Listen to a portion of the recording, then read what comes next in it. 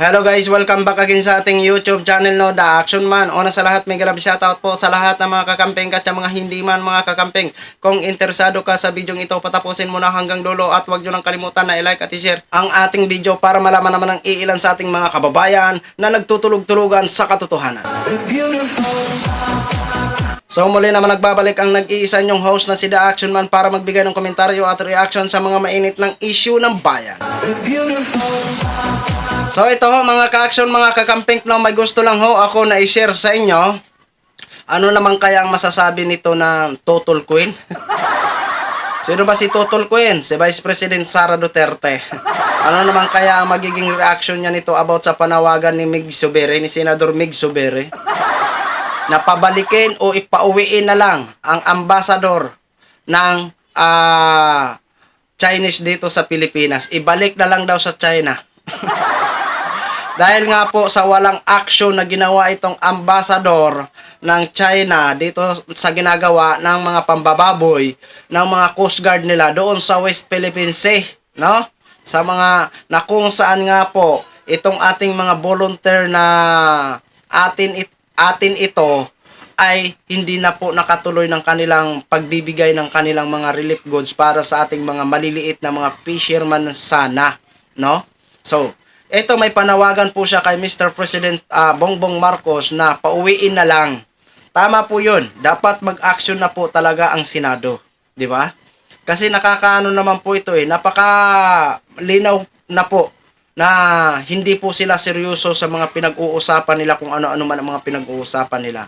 Mag-uusap sila pagkalipas ng ilang araw, pagkalipas ng ilang weeks, ganun at ganun naman ang gagawin nila. Haharasin naman nila ang ating mga Philippine Coast Guard, di ba? Kaya marapat lang po siguro na ang desisyon ni Mig Zubiri ay suportahan ng Kongreso at Senado para makonvince ito si Mr. President Bongbong Marcos na pauwiin na lang ang ambasador ng China. Wala naman po saysay For short, wala po talagang kakwenta-kwenta.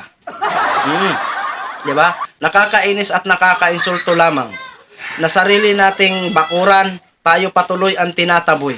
'Di ba? Tayo pa ang hinaharas. Nakakainsulto 'yan dito sa ating government, sa Pilipinas, 'di ba? Kaya Mr. President Bongbong Marcos, magdesisyon ka na. Pauwiin mo na po 'yan. Wala ang kwenta-kwenta 'yan ditong ambassador na 'yan. 'Di ba? Hindi man lang nagbibigay ng kanyang reaksyon. Kung anong naging reaction niya sa mga pambababoy, panghaharas ng kanyang mga Coast Guard dyan sa West Philippine Sea, di ba? Malinaw na malinaw. O ano naman kaya ang masasabi nito ni Vice President at saka ni Bato at saka ni Robin Padilla at saka ni Bongo? Nakilala natin na mga maka-China. Di ba? Hala, sana po ngayon magdesisyon na po kayo mga senador.